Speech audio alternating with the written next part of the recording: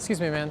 I'm a therapist and I'm doing a series on mental health. Okay. Would you be willing to let me interview you for my series?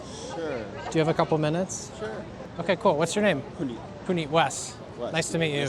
Disclaimer. Yeah. I'm a therapist. Yeah. This is not therapy. Yeah. I'm really curious to ask you some questions Yeah. about mental health, about emotional intelligence. Okay. And then if you're up for it, I would also like to throw you some like EQ testing Okay. at certain points. Mhm. If you're not up for it, you can just let me know. Sure. Did you say you're a neuroscientist or? I kind of. I've worked in like neuroscience research and stuff. I have a background in neuroscience, but most Cool. of today's software stuff. Today's software stuff. Yeah, like What- I'm in AI. Okay. now, but, What did you study in neuroscience or I research? did like my bachelor's in neuroscience, but for a couple years after I just moved back to the city about a year or so ago. But before that, I was working at Yale in neurocritical care research. Neurocritical so, like, care. TBI and stuff, traumatic brain injuries and stuff. Wow. Yeah. Okay. But you wanted to switch into. Yeah, I mean, eventually I want to kind of merge them, but Very it's hard cool. to do one. I mean, both at the same time. Yeah. Yeah. That's There's not as interesting. many positions for both at the same For time. neuroscience and AI. Yeah. Okay. You would think, but I feel like it's going to converge. Yeah, very soon. Probably sooner than we need it to converge pretty soon. Yeah, I think so. So my first question then for you, what do you think of, or what is mental health to you? Yeah, I think everyone has like battles with mental health, so there's like two parts to it. I think in my head, one is like your steadfastness, like how much you resist, kind of like inertia, your mental inertia, how much you resist negative stuff, or just like changes to your moods and whatnot. And the other is just kind of like broad strokes, taking care of yourself, having both things, like making sure that you're always doing things that is generally taking care of your body, your mind, your everything. But building that steadfastness, I think, is the hardest part, because oftentimes you'll get better and things will feel much better, but then like little things can like really affect stuff a lot. And so I think that's the harder part to work on. The steadfastness yeah, part. And that's the thing that the meds don't work on either. Like meds. generally. Yeah, because I've studied a lot of the pharmacology of this. You have? Yeah, I mean. The in psychopharmacology. yeah. So Treat it, yeah. it's definitely effective at what it's doing, but there's a reason why it kind of stops when it stops. It's doing like a treatment of it. It's not necessarily fixing any underlying thing. And I think that steadfastness, that like mental inertia, you kind of have to build on your own, unfortunately. How have you seen it built, or how would you say that's built? Best way, but hardest way, is just pure discipline. You just work at it. I think it's easier with like certain, like, I know there's a lot of apps these days and stuff like that, but just kind of building up your discipline slowly, little things every single day that are like the only purpose of that is to help you, like either mentally or physically or something, that there's no really any ulterior. Like little rituals and stuff, like waking up in the morning and doing the same thing. I feel like for a long time in my life I tried to change things up too much, and then you end up with like no routines, no rituals, and that is a recipe for disaster, I think.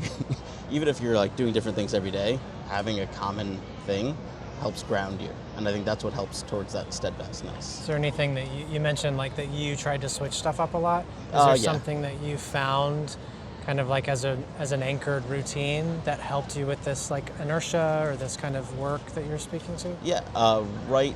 Basically, like I have like a morning routine now. So like whatever hygiene stuff I'll do in the morning, that's normal every day. But I'll also try and get at least a 10-minute walk. It could just be like first thing in the morning, brush my teeth, run out the door, and then come back. And if I can fit it in, like 5 to 10 minutes of meditation. But that's a lot rarer Yeah. to actually get. But I think the walking actually helps with that anyway. I think you kind of, if you're walking for no purpose, like I try not to have like an errand to run for that 10-minute walk. I just walk. What do you do? What do you think about? What happens on the walk? I mean, different things. It could be like thoughts for the day, thoughts from yesterday. I think keeping it without real intention, as long as you're not like negatively spiraling, is fine. But I think the best way is to just be present and kind of look around and see what's around you. It's very easy here in the city because you end up like people watching, you end up like, there's a million things to see here. Yeah. But I imagine like, if you're in the countryside as well, there's a million different things you can see, a little bit, itty bit. Yeah, details. Exactly. Yeah. Yeah. So that kind of thing, I think, I saw like a little clip online of some like dimension, or what is it called? Dungeons and Dragons player that I Uh-huh. like, but he Yeah. said that if you, like, New York City has this wonderful quality that Mm. it takes you out of your own narrative.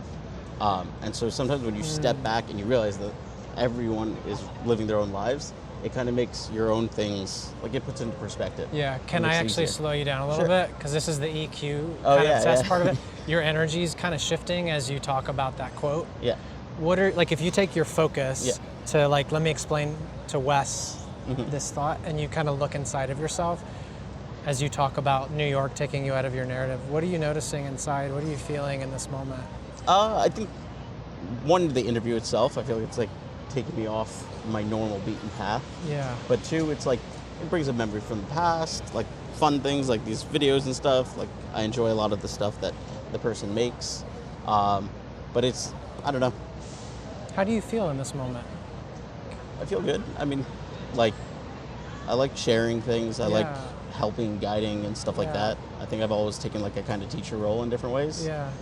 But it's also like affirmative for me as well. Like, you know, everyone goes through struggles and stuff. Right. So it's like good to know that if you're doing well, and I feel very great these days. Yeah. So it's like affirming that the things I'm doing are working. Yeah. Yeah. And you're tapping into what I want to do with this is like kind of share and affirm, and you're doing well, and there's Yeah. something kind of generative about what you're saying.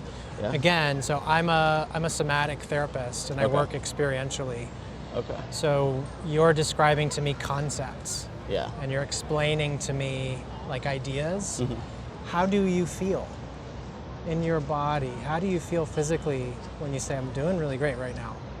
I kind of feel like lighter, right? Like Uh-huh.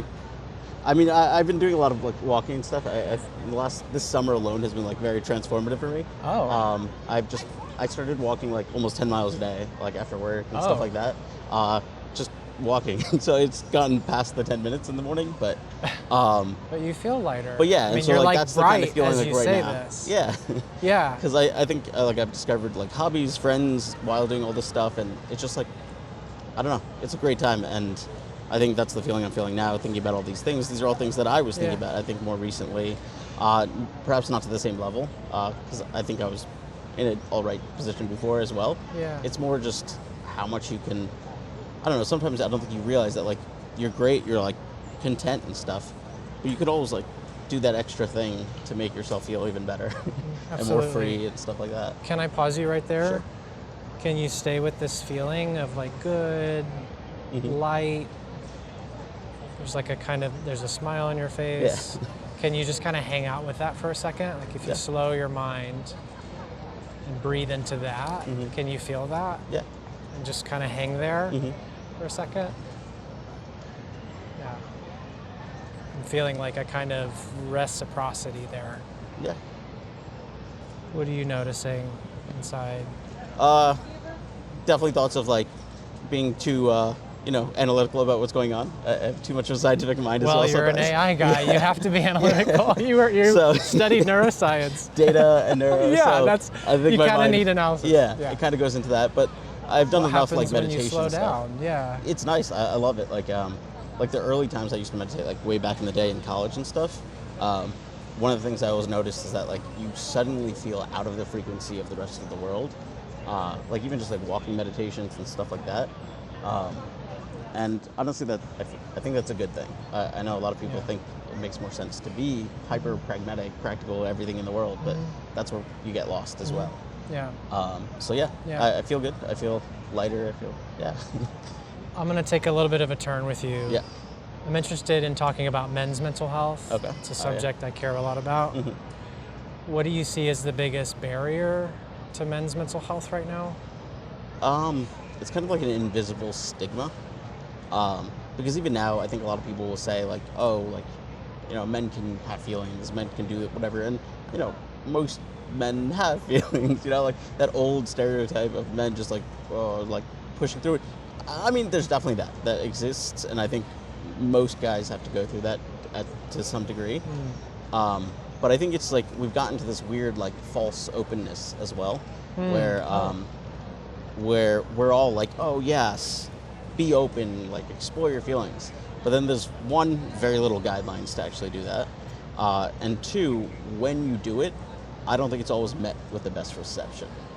Say more. Yeah, I'm Yeah. interested to hear more about that. I mean, I don't think I have as much of that in my life, but I think like I grew up around pretty much all women. I have like sisters, and all my cousins are sisters and stuff like that. I have a dad and stuff, but day to day, most of the time was my sisters. You were and around whatnot. women. Yeah. Yeah. And they've never been like, oh, don't feel your feelings and stuff like that. But whether it's society, whether it's my own choices, I think I became a little bit more closed in over time. And whenever I open up, I feel like when I was a kid, it was more like I always felt like I shouldn't be doing that for some reason. Yeah. Tell me where did you get the messaging? You shouldn't be opening up. I don't actually know anything specific. It could just be society. It could be like the TV I watch. It could be like, there's a million different things that it could be. There was no like, Well, let me family pause reason you. or This is something, like kind of this is such a cliche kind of Yeah. psychological question. yeah. Do you remember something specific if you kind of think back to growing up? Because what you're saying is actually extremely common, Yeah, and I'm interested to know what comes to mind for you. sure. Don't open up. Yeah. It's not okay. Oh, okay. Where did you get that? Where Yeah. did you see that? Where did you hear that when you were younger? I don't think it. I feel like Something it was specific? just like my status quo when I was younger, and I kind of lived in that. But I feel like when I started to first open up, that's when I had, I don't want to say like backlash, but it was just more questioned, and the questioning was enough that I stopped sharing as much for a time after that, until probably like after college, and then like I had my own emotional intelligence journey to like get better at that. Okay, I'm interested in that. Yeah. Before we get there, who was it? Was it friends? Was it family? Was it like what you were watching on TV? Who was saying like who was questioning you when you Sure. opened up? I think definitely some of it was media, because I think that image of like the stalwart man was still definitely very prevalent. But I think it was like little things with my sisters as well, because like, I mean, they were younger as well, so I can't really like blame them. But like, especially when I didn't share that much, if I suddenly shared, it didn't seem as like pressing to them, especially because like they wouldn't share the same sentiment generally. Like we live different lives. They would often share sentiments with each other. Whether, I don't know why, but like maybe just because they're girls, I don't know. Yeah. But so I think there was like little things like that, and so I started to over time just build up this thing that like, not even that, like that stalwart man thing, just more that like I personally was like conceited almost, that like I would talk about myself too much. And as I started to learn and meet new people in the world, I started to realize that wasn't the truth at all, and that I should probably open up a little bit more because I keep myself too hidden. Interesting. Yeah. So there was a point when you told yourself, opening up is conceited. Yeah. So I kind shouldn't of. do that because I don't. Kind of. Okay. Edit Yeah. me. How? Is that what you were saying, or? Yeah, exactly. Okay. That. And I think I still struggle with that to this day, because like I see other people that like will bring up things spontaneously about their lives, to even like new groups and like work and stuff like that, and that's very hard for me to do, because it feels like I'm always like pushing myself out, like bragging or something or whatever. It feels like bragging. It feels like bragging. To say what? Give me an example of like, I could say this, but that would feel like bragging. One that comes to mind immediately is one when I was finishing my master's like a year or two ago. I was working with another TA. We were both TAs, and we were in like a TA meeting, and I remember she was talking about something of her personal life.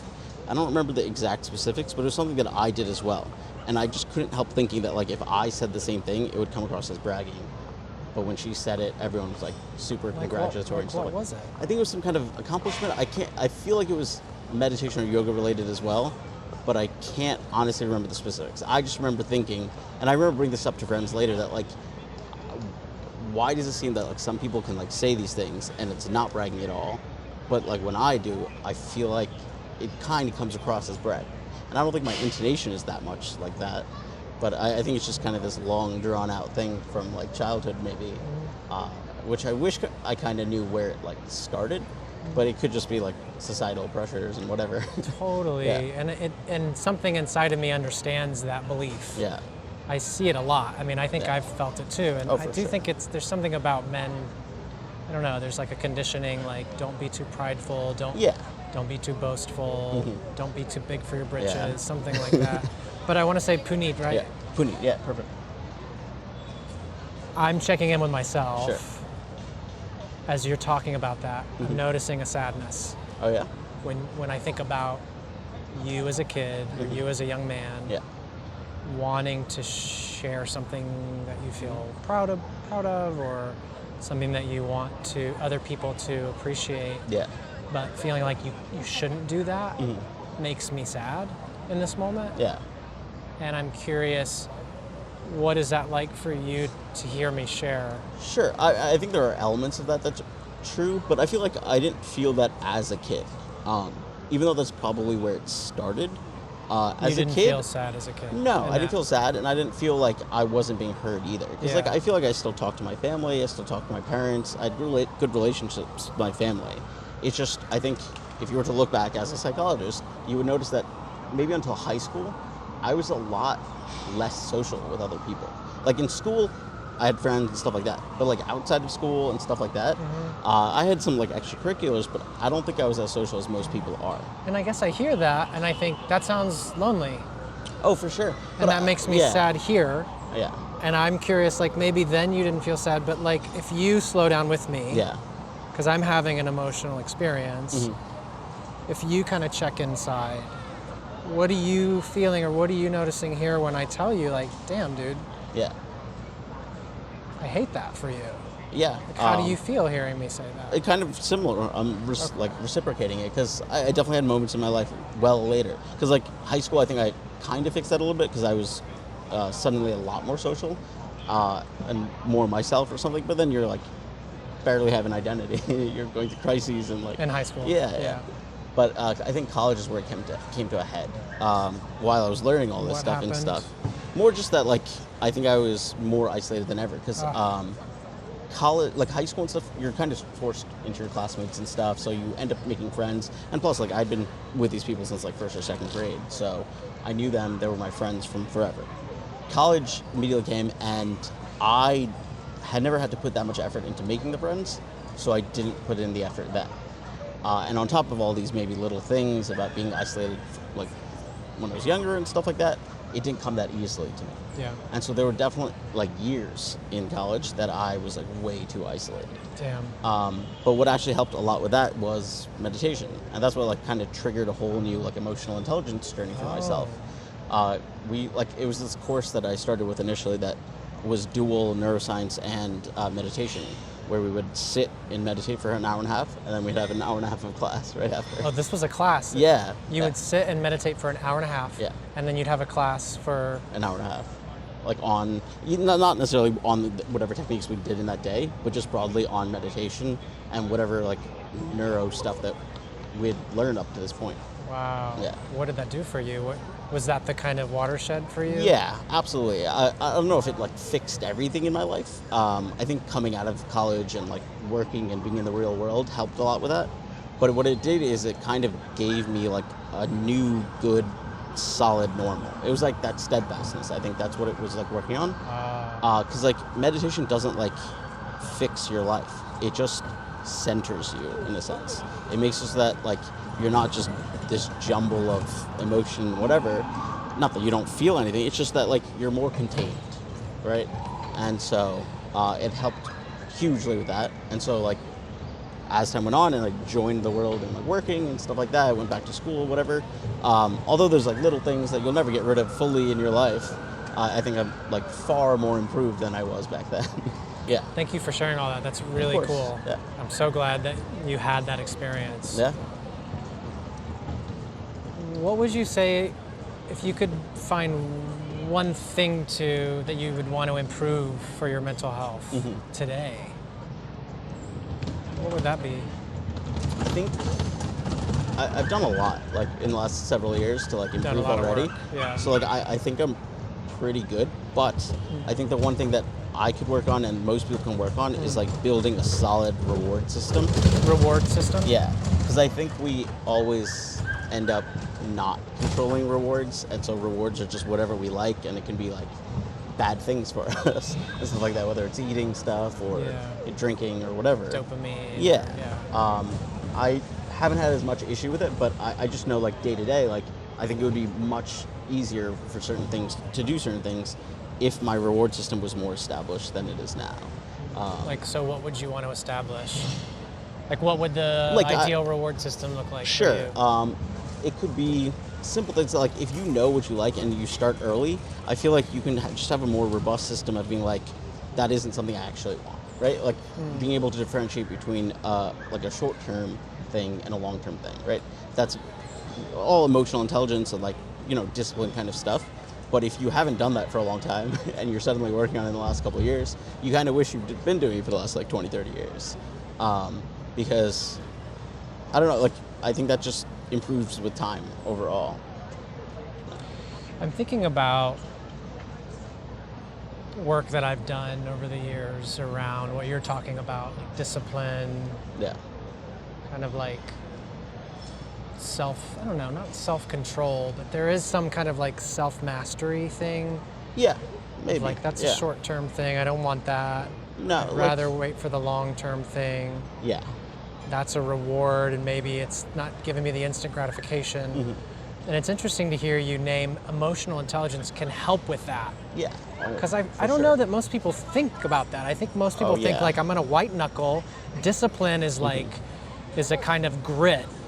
But are you linking like emotional intelligence to 100%. that goal, to that capability? Yeah, because I think the people that think that grit is all you take, the people that think that grit is all it takes, can do that. Like we can force our way through a lot of things in life. Yeah.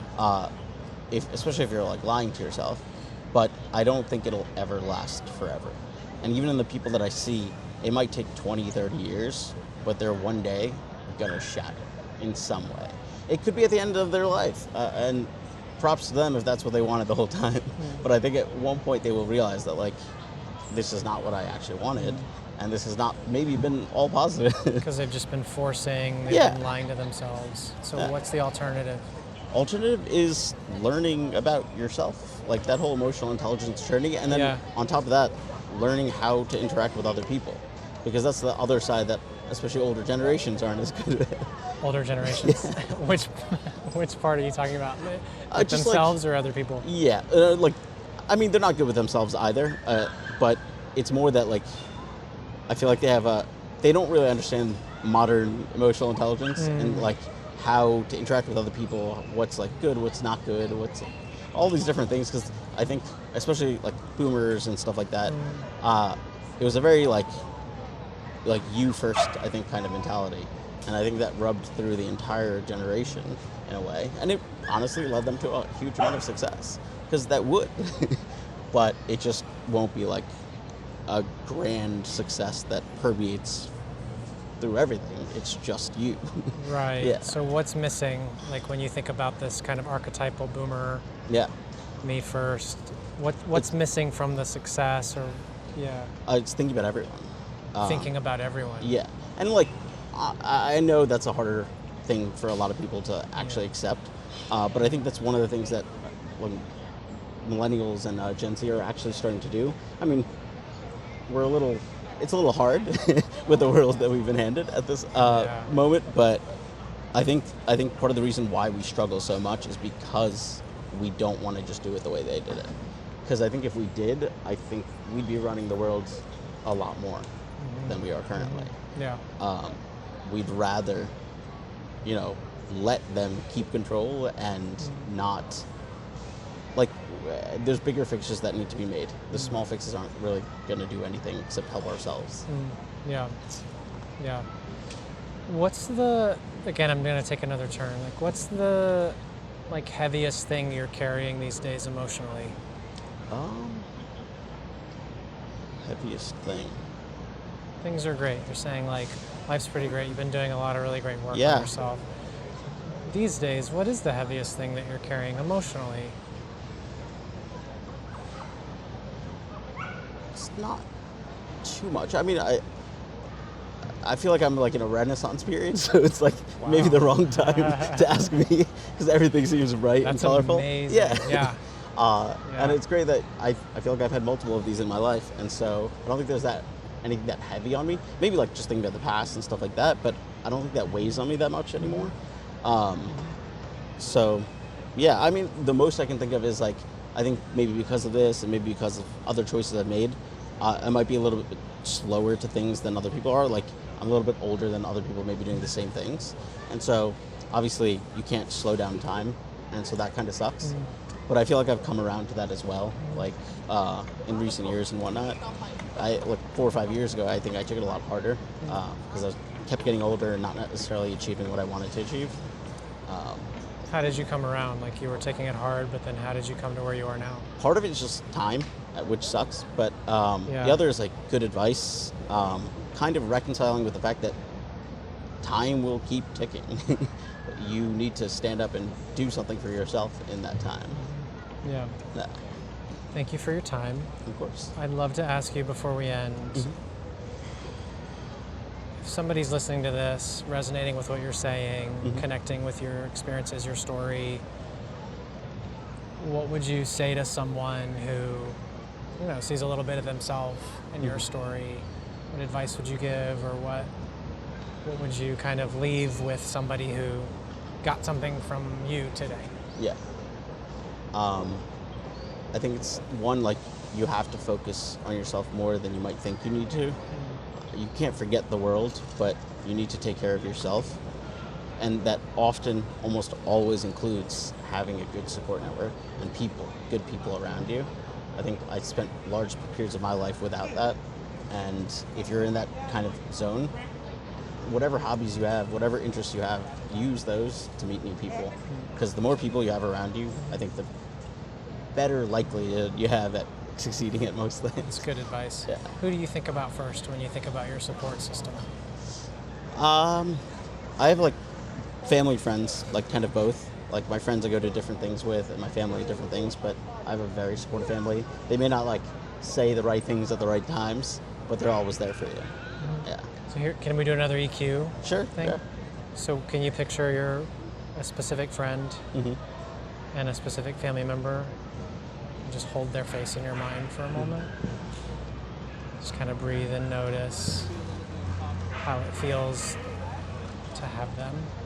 Yeah.